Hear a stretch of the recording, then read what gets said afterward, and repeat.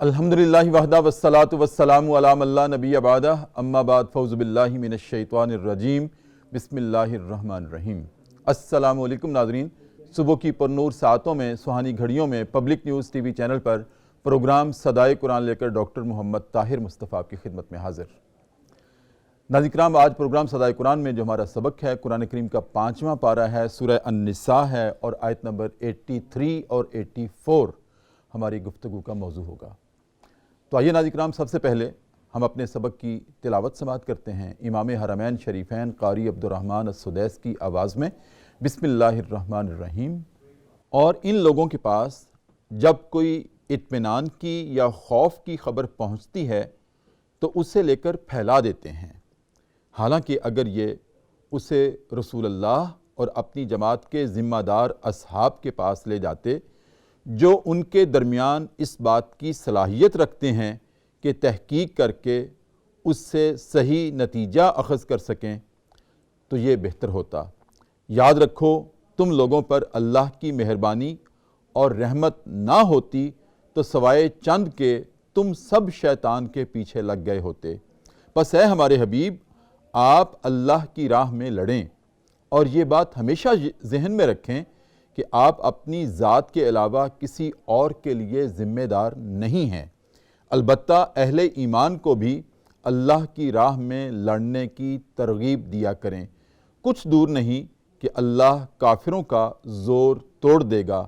اللہ کا زور سب سے زیادہ ہے اور اس کی سزا بھی سب سے زیادہ سخت ہے۔ ناظرین کرام، یہ ہمارا سبق ہے آج پروگرام صدائے قرآن میں۔ میں نے جیسے عرض کیا سورہ النساء ہے، آیت نمبر 83 اور 84 ہے۔ روح المعانی میں ابن عباس رضی اللہ تعالیٰ عنہ اور ابو معاذ رضی اللہ تعالیٰ عنہ کے نزدیک یہ آیات منافقین کے بارے میں ہیں، جبکہ حضرت حسن رضی اللہ تعالیٰ عنہ کی رائے یہ ہے کہ یہ ضعیف العقیدہ لوگوں کے بارے میں ہیں۔ ناظرین کرام، آج کے سبق کی جو ابتدا ہے اس کا خلاصہ یہ ہے، جس کو علامہ ابن کثیر نے ان آیات کے شان نزول کے طور پر بیان کیا ہے کہ حضرت عمر بن خطاب رضی اللہ تعالیٰ عنہ کے پاس ایک خبر پہنچی، اور وہ خبر یہ تھی کہ شاید نبی کریم صلی اللہ علیہ وآلہ وسلم فدا کا امی و ابی، آپ نے اپنی بیویوں کو طلاق دے دی ہے۔ حضرت عمر بن خطاب رضی اللہ تعالیٰ عنہ کہتے ہیں کہ یہ خبر جب میں نے سنی تو پھر میں مسجد کی طرف گیا تو دیکھا کہ وہاں بھی لوگ اسی طرح کی چیمگوئیاں کر رہے ہیں۔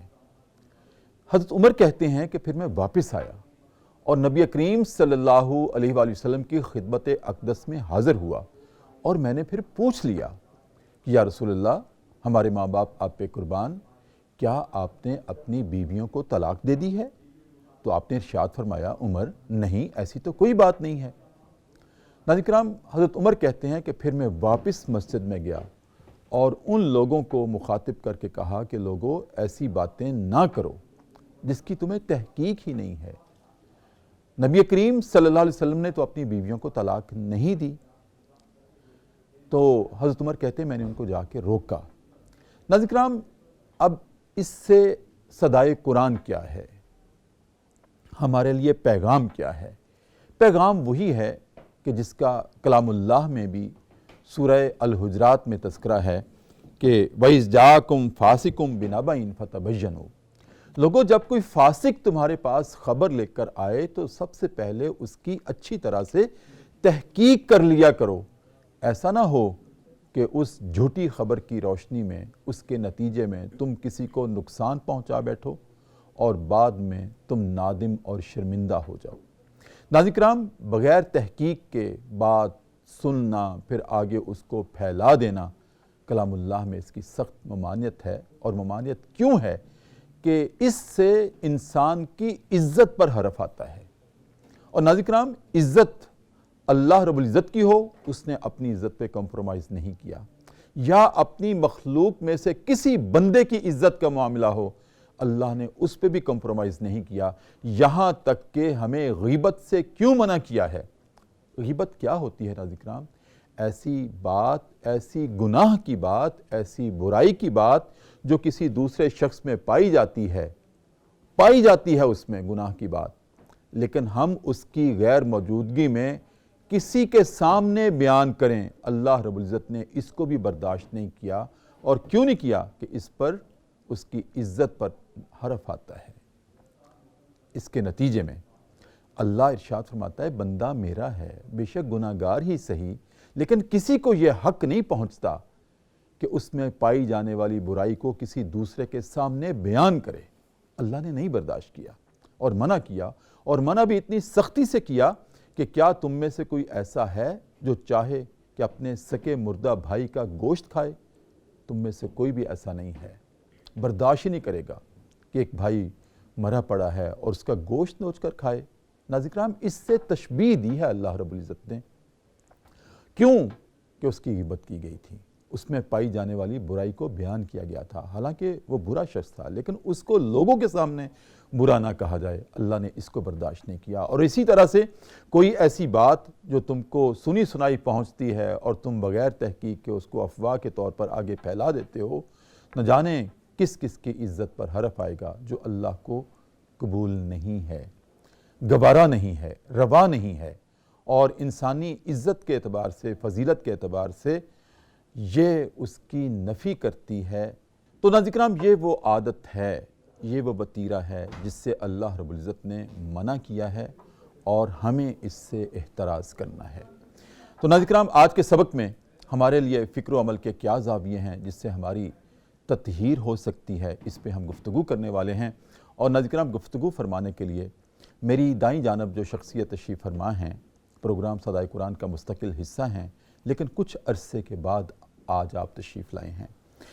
ناظرین کرام، ان کے بارے میں کیا عرض کروں؟ اگر گھر میں ہمارا کوئی بیٹا، کوئی بیٹی حافظ ہو تو ماں باپ بہت فخر کرتے ہیں، اور ان کا یہ عقیدہ ہے، اللہ رب العزت سے یہ آس ہوتی ہے، امید ہوتی ہے کہ میرے بیٹے نے حفظ کر لیا ہے، اب میرے بیٹے کو اللہ رب العزت کہے گا تو جنت میں قرآن پڑھتا جا اور اپنے والدین کو لے کر جنت کے زینوں پہ چڑھتا جا اور جنت کی بلندیوں اور اعلیٰ اور عرفہ مقام کو حاصل کرتا جا۔ ناظرین کرام، یہ تو اس کی بات ہے جس کے گھر میں ایک حافظ ہو۔ جو شخصیت تشریف فرما ہیں، میں ان کا نام ابھی آپ کے سامنے رکھتا ہوں، آپ خوش ہوں گے۔ ناظرین کرام، وہ خود بھی حافظ القرآن، قاری القرآن، مفسر القرآن، اور اس کے علاوہ ناظرین کرام وہ خود بھی حافظ، اہلیہ بھی حافظ، بیٹے بھی حافظ، بیٹی بھی حافظ، ماشاءاللہ والد گرامی بھی حافظ، اور ماشاءاللہ والدہ بھی حافظ، بہنیں بھی حافظ، گھر کے تمام افراد ماشاءاللہ حافظ ہیں۔ اور میں کیوں نہ کہوں، ایسے لگتا ہے کہ جیسے وہ حفظ قرآن کا دار سمیع اور سماعت قرآن ہو۔ ایسا گھر کہ جہاں قرآن کی آواز اس طرف سے، بیٹی کی طرف سے، بیٹے کی طرف سے، اہلیہ کی طرف سے، والدہ کی طرف سے، والد کی طرف سے، بھائیوں کی طرف سے، تمام بھائی حافظ، تمام بہنیں حافظ۔ ناظرین کرام، اس سے بڑی سعادت اور کیا ہو سکتی ہے کہ جو قرآن کے جھرمٹ میں رہتا ہے اور گفتگو اتنی خوبصورت کرتے ہیں۔ میں علمی اعتبار سے میں کہا کرتا ہوں کہ ماشاءاللہ وہ صرف ہمارے ملک کا نہیں بلکہ ہمارے ملت اسلامیہ کا آپ اثاثہ ہیں۔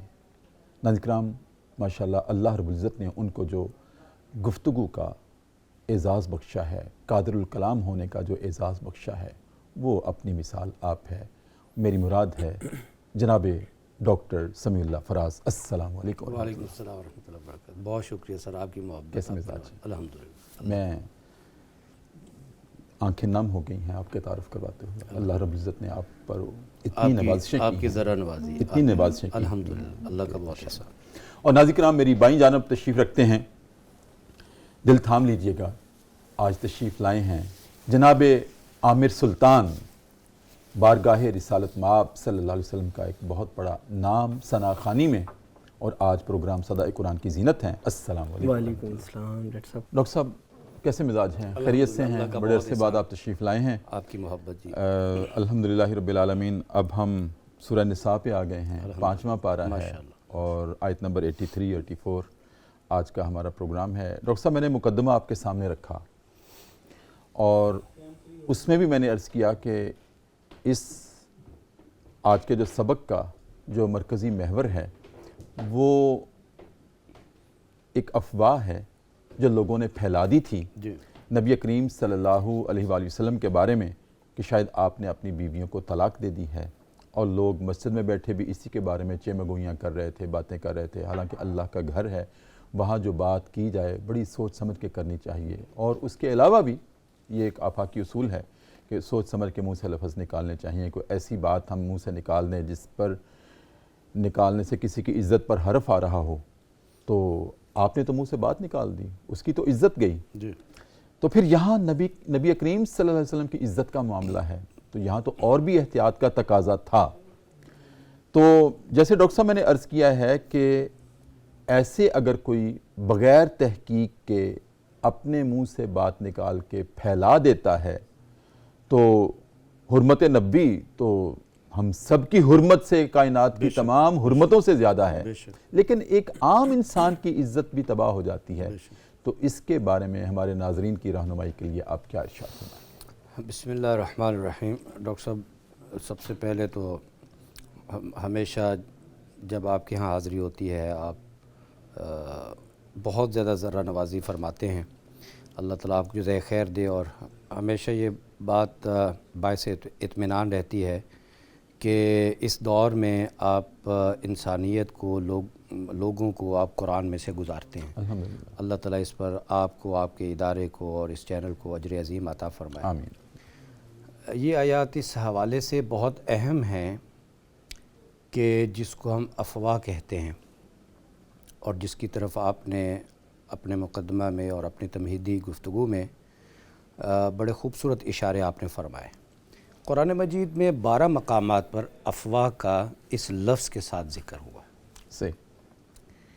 اور ایک دلچسپ بات میں آپ کے سامنے رکھوں کہ کفر تو قابل مذمت ہوتا ہی ہے، اور اللہ کے نبی صلی اللہ علیہ وسلم کا واسطہ کافروں کے ساتھ ہی تھا، مکہ سے شروع ہوا مدینہ تک، اور آج تک بھی مسلمانوں کا واسطہ ہے۔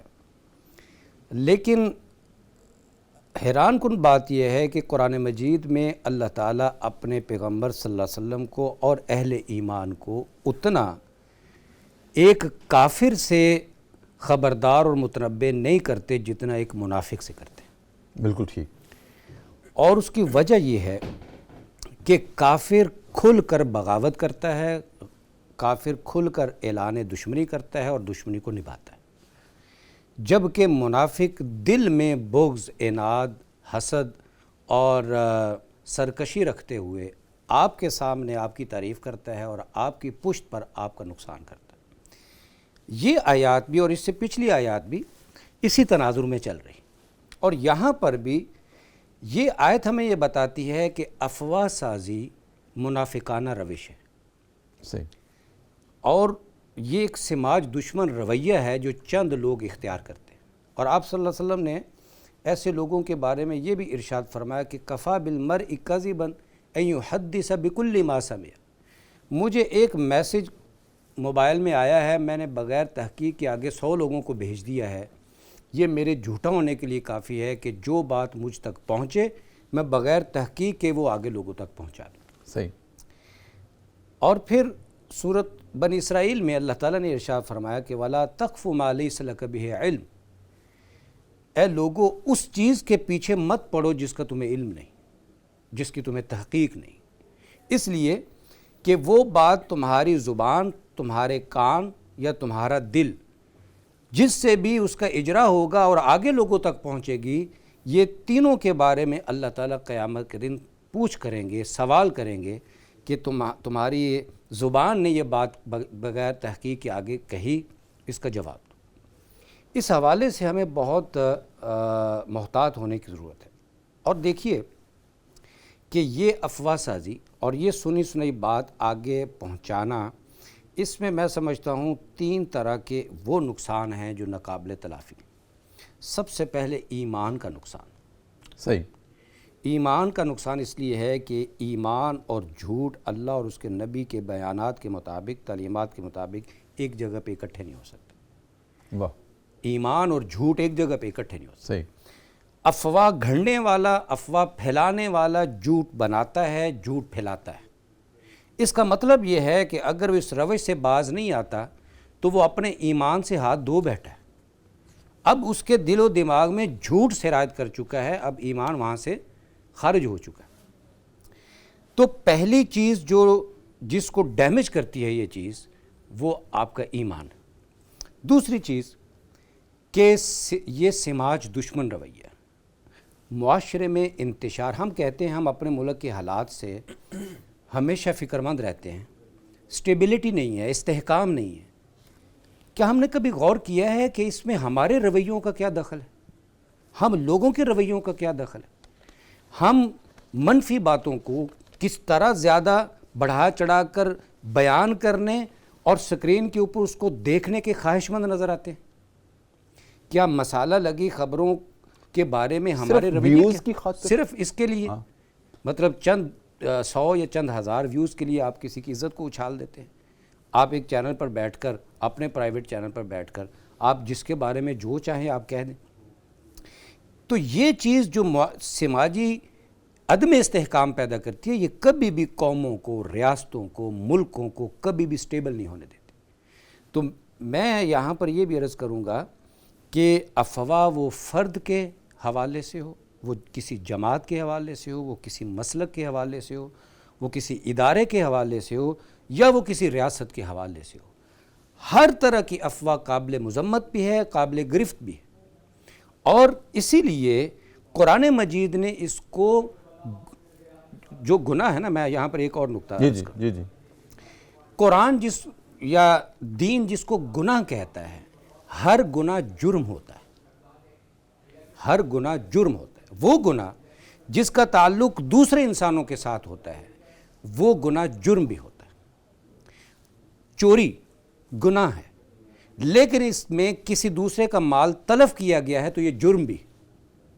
نماز نہ پڑھنا گناہ ہے، لیکن یہ معاملہ انسان اور اللہ کا ہے، یہ جرم نہیں ہوگا، یہ فوجداری نہیں ہے، یہ فوجداری نہیں جی۔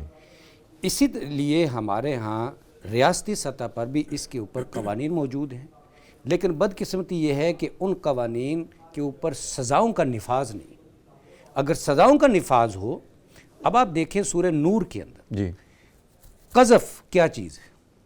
قذف کے اوپر حد ہے، وہ 5 حدود جن کی سزائیں خود اللہ نے متعین کی ہیں، وہ 5 جرائم، ان میں سے قذف ہے۔ قذف کیا ہے کہ کسی عورت، پاک دامنہ عورت، کسی عورت کے بارے میں، کسی مرد کے بارے میں اس کی کریکٹر اسیسینیشن کرنا، اس کی عزت کو سر بازار پامال کرنا، اس کے اوپر اللہ نے حد قرار دی۔ یا جو بات ان میں نہیں پائی جاتی اسے منسوب کر کے بیان کرنا۔ اور پھر اسی تناظر میں آپ دیکھیں سیدہ ام المومنین عائشہ صدیقہ رضی اللہ عنہ کے حوالے سے، وہاں پر بھی منافقین کا پروپیگنڈا تھا۔ اور اللہ تعالیٰ نے، وہ آپ نے بڑی ڈاکٹر صاحب خوبصورت بات کی کہ جہاں پر معاملہ خدا تعالیٰ کی، اپنی، خدا کے رسول کی یا کسی انسان کی عزت کا آئے گا، اللہ کو یہ گوارا نہیں۔ Zero tolerance. اور سورہ بنی اسرائیل کی ہی آیت ہے کہ وَلَقَدْ كَرَّمْنَا بَنِي آدم، یہ عزت کسی کی دی ہوئی نہیں ہے، یہ عزت بھی اسی کی دی ہوئی ہے جس نے یہ زندگی دی ہوئی ہے، جس نے یہ انسان بنایا ہے، صحیح، اور وہ اپنی دی ہوئی چیزوں کے اوپر پہرا دیتا ہے۔ بالکل ٹھیک۔ ڈاکٹر صاحب آگے بڑھتے ہیں، ماشاءاللہ بہت خوبصورت ابتدا ہوئی ہے گفتگو کی۔ آگے اسی سبق میں ارشاد ہے کہ اگر وہ لوگ بات کو آگے پھیلانے سے پہلے نبی کریم صلی اللہ علیہ وآلہ وسلم کے پاس لے جاتے یا ایسے اصحاب کے پاس لے جاتے جو صاحب فکر ہیں، صاحب بصیرت ہیں، اور اس بات کو سن کر وہ اس کا استنباط کرتے یعنی کہ تحقیق کرتے تو کتنا بہتر ہوتا۔ بے شک۔ تو یہاں سے ہمیں ڈاکٹر صاحب ایک کلو مل رہا ہے استنباط کا۔ جی، یہ استنباط کیا ہے اور کیسے ہوتا ہے، کہاں سے ہوتا ہے؟ یہ بھی بڑا ایک ریلیونٹ کویسچن اس حوالے سے ہے۔ ہمارے لیے نظام زندگی، نظام حیات اور نظام قانون کے بنیادی سورس 2 ہیں، ایک قرآن ہے اور دوسرا صاحب قرآن صحیح، صلی اللہ علیہ وسلم۔ تیسرے نمبر پر آپ صلی اللہ علیہ وسلم کی وہ تیار کردہ جماعت صحابہ کرام ہیں جنہوں نے یہ دین پیغمبر صلی اللہ علیہ وسلم سے لے کر انسانیت تک پہنچایا۔ درمیان کا یہ واسطہ اگر آپ نکال دیتے ہیں تو نبی اور امتی کا تعلق ختم ہو جاتا ہے، دین اور دین دینے والے کا تعلق ختم ہو جاتا ہے۔ صحابہ کرام علیہم رضوان کے تعامل کو بھی آپ صلی اللہ علیہ وسلم نے ہدایت قرار دیا اور اسے بھی سنت قرار دیا۔ علیکم بسنتی و سنتی خلفاء الراشدین المہدیین۔ تیسری چیز اجماع ہو جاتی، یعنی اجماع کا مطلب کہ جس معاملے کے اوپر صحابہ کرام علیہم رضوان نے اجماع کر لیا، اتفاق کر لیا۔ یہ تین بڑے سورس ہیں ہمارے لیے کسی بھی مسئلے، شرعی وہ مسئلہ ہو یا قانونی مسئلہ ہو، اس کا حل دریافت کرنے کے لیے۔ اب ان سے مسائل کو اخذ کرنا، ان کا حل نکالنے کی صلاحیت کا نام استنباط ہے۔ اچھا، نبت دراصل کہتے ہیں، اگر لغوی طور پر مسائل اور ان کا حل اخذ کرنے کی صلاحیت، یہ استنباط ہے۔ نبت کہتے ہیں مٹی کے نیچے دبی ہوئی کسی چیز یا کسی خزانے کو پہلی بار باہر نکالنا۔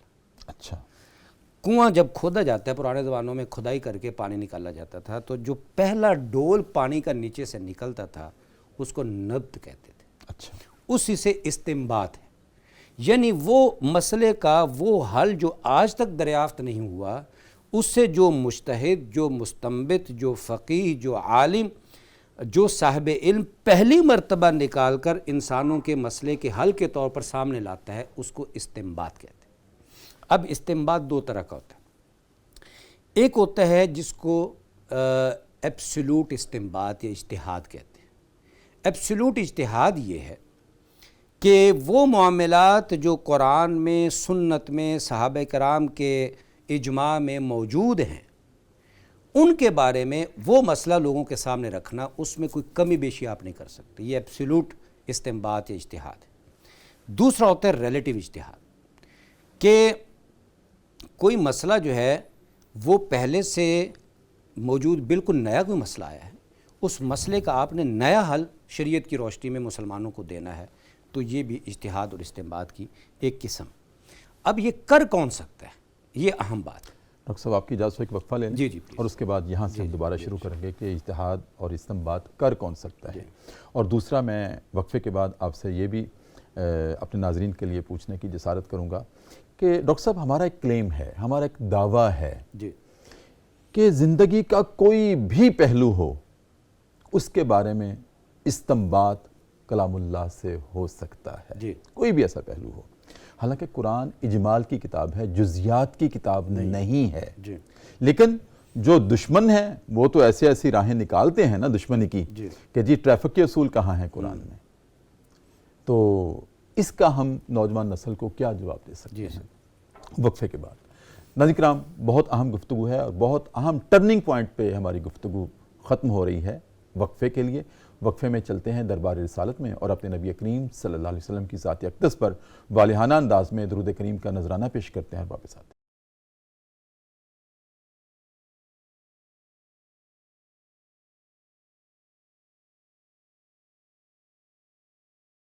وقفے کے بعد ناظرین کرام دوبارہ آپ کی خدمت میں حاضر ہیں۔ صبح کی پر نور سے آتے ہیں، public news T V channel ہے، ہمارا پروگرام ہے صدائے قرآن، اور یہ وہ صدائے قرآن ہے ناظرین کرام جس کو ہم نے الحمد سے شروع کیا تھا، اور الحمدللہ رب العالمین یہ سفر آج پہنچا ہے۔ قرآن کریم کا 5واں پارہ ہے، سورہ النساء ہے، آیت نمبر 83 اور 84 آج گفتگو کا موضوع ہے۔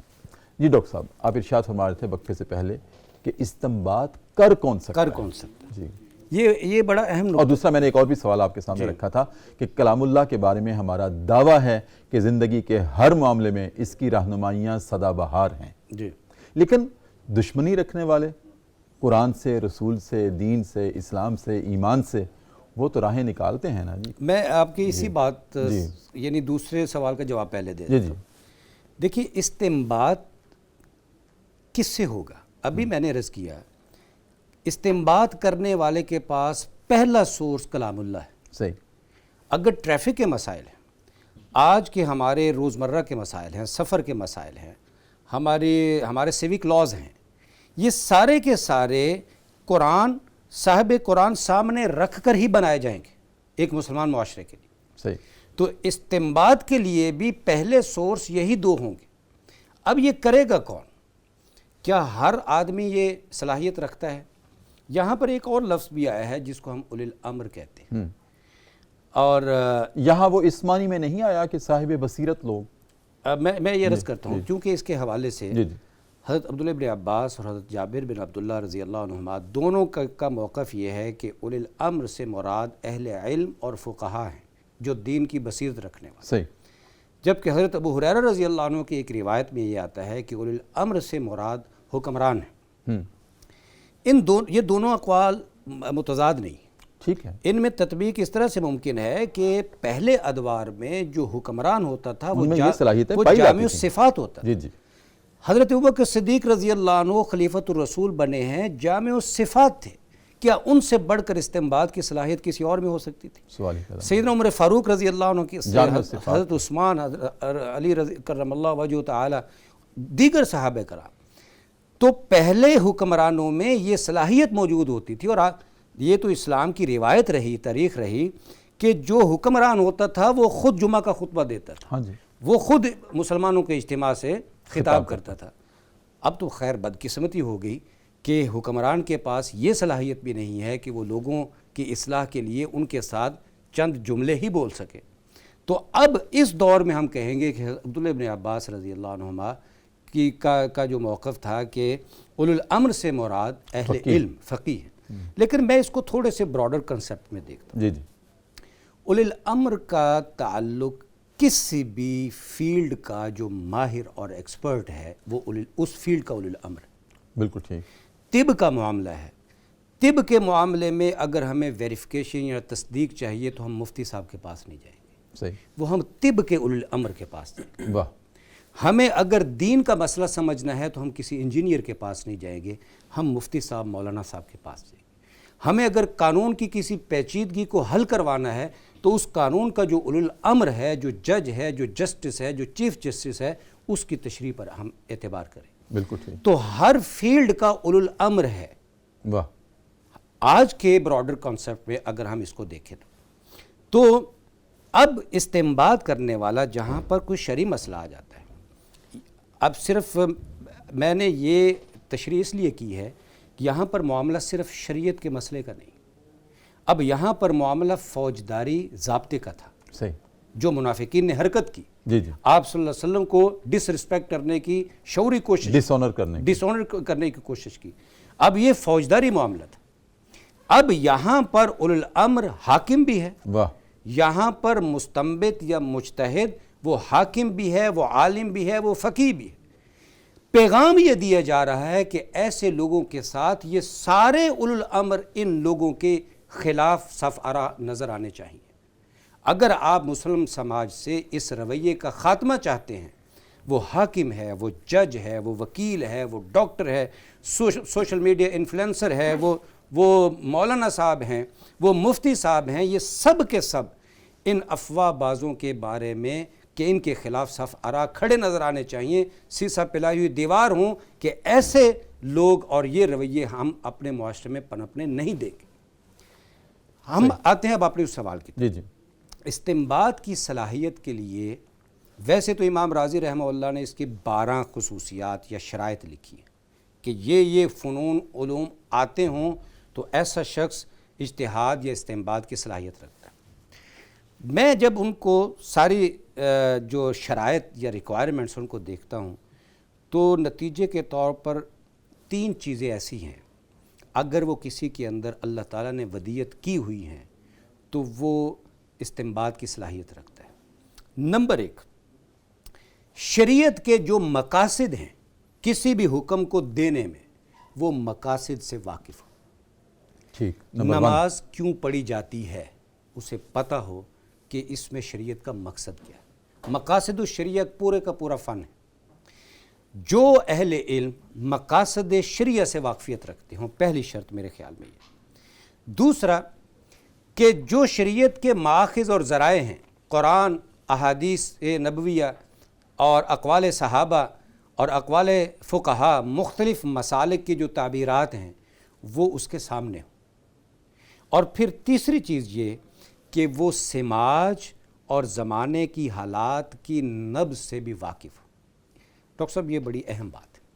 بالکل ہم میں بڑی معذرت کے ساتھ جتنے بھی ہمارے علماء اہل علم ہیں وہ ہم سب کے سروں کا تاج ہیں، جی لیکن ایک بات جو جنریشن گیپ کے طور پر سامنے آ رہی ہے وہ یہ ہے کہ آج کے نوجوان کی زبان اور مسئلہ اور ہے، اور اسے ایڈریس کرنے والا اور اس کی زبان اور اس کا اسلوب اور حل وہ اور ہے۔ جی اسی وجہ سے میرا آج کا نوجوان وہ مولانا صاحب کے پاس جانے کی بجائے گوگل کا راستہ اختیار کرتا ہے، صحیح، اور گوگل اور انٹرنیٹ پر پڑھا ہوا مواد مختلف طرز کا وہ اسے مزید کنفیوژن کی طرف لے جاتا ہے، اور خدا نخواستہ نتیجے کے طور پر وہ الحاد کی طرف چلا جاتا ہے۔ ضرورت اس بات کی ہے کہ زمانے کی نبض، آج کے نسل کے مسائل کی نوعیت کو سمجھا جائے، اور پھر ان کے مسائل کو سامنے رکھ کر ان کا حل ان کی زبان میں ان کو بتایا جائے، جنریشن گیپ کو دور کیا جائے۔ اور یہ اسی صورت میں ہوگا جب آپ ان کی سطح پر جا کر ان کے مسائل کا ادراک کریں گے۔ ایسی کئی مثالیں خود میرے ساتھ پیش آئیں۔ تو صاحب کی اجازت سے ایک اور وقفہ ہے، اس کے بعد یہیں سے سلسلہ کلام دوبارہ شروع کر لیں گے۔ ناظرین کرام، بہت ہی اہم گفتگو ہو رہی ہے۔ جناب ڈاکٹر سمیع اللہ فراز آج ہمارے مہمان ہیں۔ وقفہ ہے ایک مرتبہ پھر پروگرام صدائے قرآن میں، اور چلتے ہیں دربار رسالت میں، اور اپنے نبی کریم صلی اللہ علیہ وسلم کی ذات اقدس پر والہانہ انداز میں عقیدت کے ساتھ، محبت کے ساتھ، نم آنکھوں کے ساتھ درود کریم کا نذرانہ پیش کرتے ہیں اور واپس آتے ہیں۔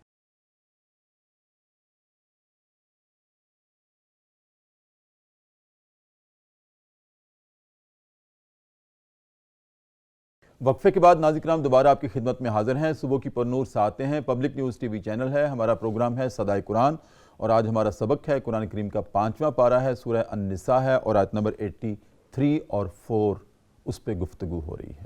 جی ڈاکٹر صاحب، آپ ارشاد فرما رہے تھے کہ کون استنباط کر سکتا ہے سب سے پہلے جو قرآن میں گہرائی اور گہرائی کے ساتھ اس میں سے اخذ کرنے کی صلاحیت رکھتا ہو، اور نوجوان نسل کے مسائل کو سمجھتا ہو، اسی کی زبان میں سوال سن کر اسی لہجے میں جواب دے۔ بالکل ہے۔ ہمارے ہاں نا ڈاکٹر صاحب دو طرح کے بیریئرز ہیں۔ ایک تو لینگویج بیریئر ہے، اور دوسرا شاید ہم نے یہ بھی نہیں دیکھا کہ ہمارے ہاں جو تربیت کے ادارے تھے وہ آہستہ آہستہ ایک ایک کر کے ختم ہوتے گئے۔ سب سے پہلا تربیت کا ادارہ ماں کی گود تھی، وہ بھی ختم ہو گیا۔ دوسرا خاندان اور فیملی تھا، وہ بھی اب ہمارے ڈیوائسز کی وجہ سے وہ بھی اس کا بہت رول ہے ڈاکٹر صاحب۔ بالکل ایسا ہے۔ اور تیسرا جو ادارہ گلی محلے کا تھا وہ ادارہ بھی ختم ہو گیا۔ اب کسی کو کسی کے بچے کے ساتھ کوئی کنسرن نہیں، اس کے لیے صرف اور صرف اپنی زندگی اور اپنے بچوں کی فکر ہے۔ اور پھر اس کے بعد آپ دیکھیں کہ جو ابتدائی تعلیم کی سطح ہے وہاں پر بھی اب ایجوکیشن اتنا بڑا کمرشل سیکٹر ہو گیا کہ وہاں پر بھی وہ کمرشلائزیشن اتنی گہری ہو گئی ہے کہ تربیت کا وہاں پر کوئی وہ پریورٹی نہیں ہے، کوئی ترجیح نہیں۔ جی اب جب تربیت کے ادارے ہمارے سماج میں ایک ایک کر کے ختم ہوتے جا رہے ہیں، تو اب جو لرننگ ہو رہی ہے وہ آپ نے بجا فرمایا کہ وہ ان الیکٹریکل ڈیوائسز سے ہو رہی ہے۔ اب ہمیں ان ڈیوائسز کے اوپر جو مواد موجود ہے ان کی بھی ریگولیٹری کا کوئی نظم بنانا پڑے گا۔ خیر بات یہ کسی اور طرف چلی جائے گی۔ اجتہاد اور استنباط کے لیے جو دوسرا دائرہ کار ہے وہ یہ ہے کہ کوئی بھی مسئلے کا حل وہ قرآن و سنت کے خلاف نہیں ہوگا۔ ظاہر ہے کہ نیا مسئلہ ہے، اس کا نیا حل مجتہد نے دینا ہے۔ اب وہ مسئلے کا حل نکالتے ہوئے کوئی ایسا حل نہیں دے گا کہ جو قرآن کے کسی اور اصول سے ٹکراتا ہو، ٹھیک ہے، حدیث کے کسی اور اصول سے ٹکراتا ہوں۔ ڈاکٹر صاحب ایک آپ کی اجازت ہو تو ایک چھوٹی سی بات پوچھنا چاہتا ہوں۔ جب ہم اجتہاد کی بات کرتے ہیں نا تو اس کے ساتھ ایک لازم و ملزوم لفظ ہم استعمال کرتے ہیں، قیاس۔ جی قیاس۔ یہ قیاس اور اجتہاد کا آپس میں کیا تعلق ہے؟ اجتہاد کیا ہوتا ہے اور قیاس کیا ہوتا ہے؟ اس میں تھوڑا سا فرق یہ ہے جی کہ قیاس یہ ہوتا ہے کہ کوئی مسئلہ درپیش ہوا، اسی سے ملتا جلتا مسئلہ کسی زمانے میں پہلے بھی آیا، اس کے اوپر ایک حکم قرآن نے، حدیث نے، صحابہ کرام نے کوئی حکم لگا دی اور موجود ہے اور وہ موجود ہے۔ مسئلہ کوئی اور آیا لیکن اس کی نوعیت اس جیسی ہے۔ میں ایک مثال سے عرض کرتا ہوں، جیسے شراب کی حرمت ہے، شراب حرام ہے، اور حدیث نبوی صلی اللہ علیہ وسلم کے تحت کل مسکرن حرام، اس کے تحت یہ حرام ہے۔ لیکن آج کے دور میں ایسی ایسی منشیات سامنے آ گئی کہ جو انسان کو نشے میں مبتلا کر دیتی، ان کے بارے میں کیا کریں گے؟ اب جیسے آئس ہے مثال کے طور پر، اب آئس کا ذکر اس زمانے میں تو تھی نہیں، جی اس کے اوپر حکم کیسے آئے گا؟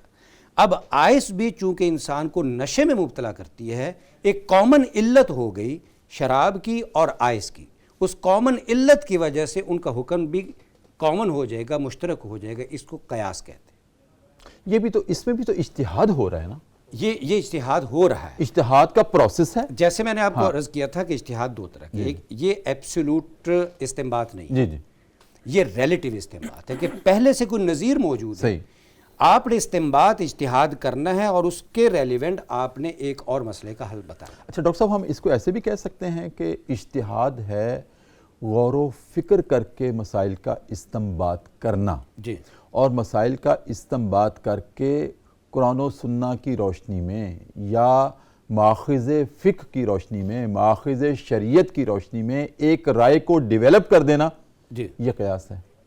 ہاں، لیکن فرق پھر بھی آئے گا۔ اچھا، اگر کوئی اس سے ملتا جلتا مسئلہ پہلے سے موجود تھا، اس کی علت کو ملا اس کی کر، علت کو ملا کر آپ نے قیاس کی بنیاد پر آپ نے ایک اجتہادی رائے دے دی، ہاں رائے دے دی، اجتہادی رائے دے دی ہے، یہ بھی اجتہاد ہے۔ ٹھیک، لیکن اگر اس کے برخلاف کوئی مسئلہ پہلے سے موجود نہیں ہے تو آپ اس کے بارے میں نیا اصول، نئے قواعد وضع کریں گے، اس کی بنیاد پر آپ مسئلے کا حل نکالیں گے، یہ بھی اجتہاد۔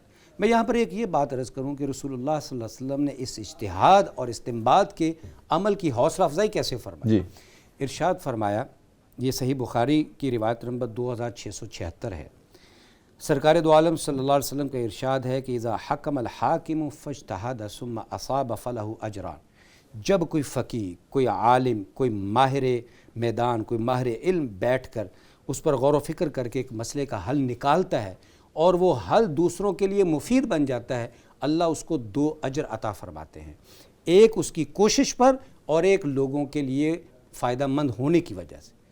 اور ساتھ اگلا بھی ارشاد فرمایا، اگلا جملہ یہ ہے وَإِذَا حَكَمَ فَاجْتَهَدَ، وہ غور و فکر کرتا ہے، اجتہاد کرتا ہے تو انسان، لیکن خدا نہ خاصہ ثم اخطا، خطا بھی کر جاتا ہے، فَلَهُ أَجْرٌ، اللہ پھر بھی اس کی کوشش پر، کاوش پر اس کو اجر عطا فرماتے ہیں۔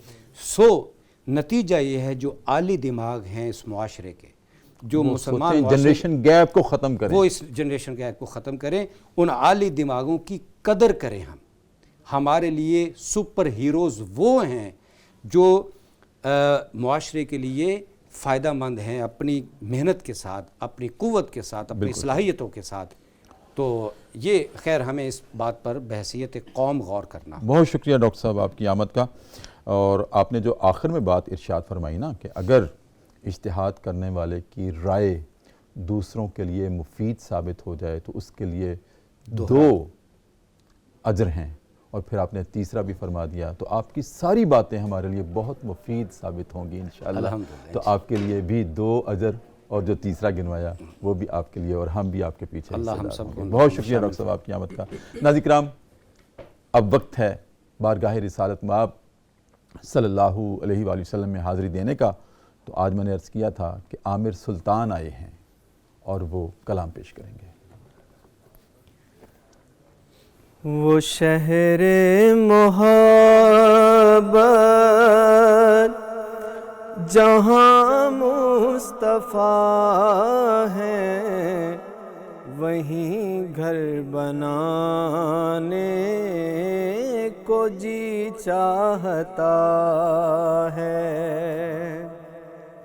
وہ شہر محبت جہاں مصطفیٰ ہے، وہیں گھر بنانے کو جی چاہتا ہے وہ سونے سے کنکر وہ چاندی سی مٹی وہ سونے سے کنکر وہ چاندی سی مٹی نظر میں بسانے کو جی چاہتا ہے وہ سونے سے کنکر وہ چاندی سی مٹی لبوں سے لگانے کو جی چاہتا ہے۔ بڑا قابل توجہ شعر۔ جہاد محبت کی آواز گونجی کہا حنظلہ نے یہ دلہن سے اپنی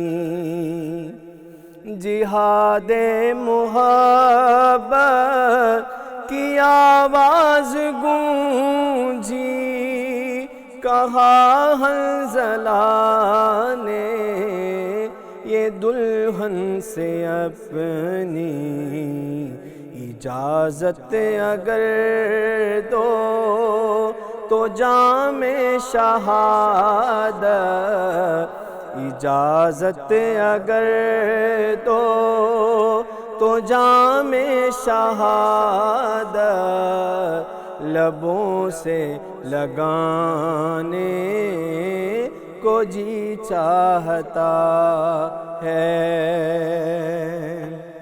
اور جو پوچھا نبی نے کہ کچھ گھر بھی چھوڑا تو صدیق اکبر کے ہونٹوں پہ آیا۔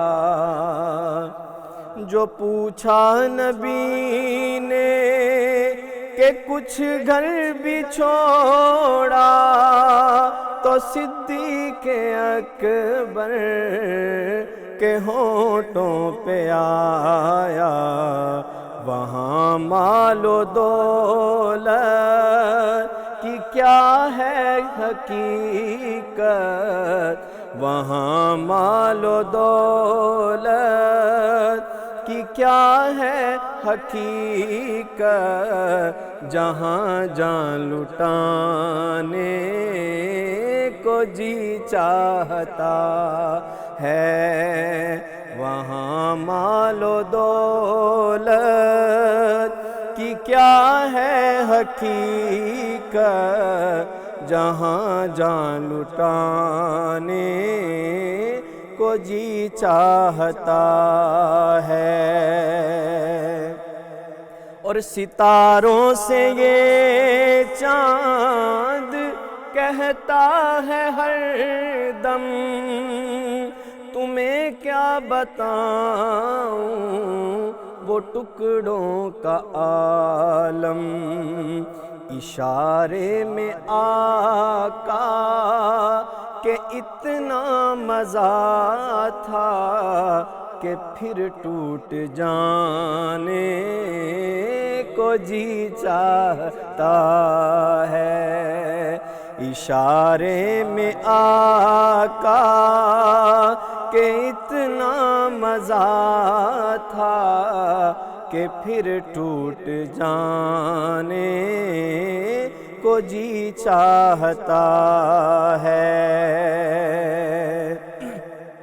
اور وہ ننھا سا اصغر جو ایڑی رگڑ کر یہی کہہ رہا تھا وہ خیمے میں رو کر اے بابا میں پانی کا پیاسا نہیں ہوں اے بابا میں پانی کا پیاسا نہیں ہوں میرا سر کٹانے کو جی چاہتا ہے۔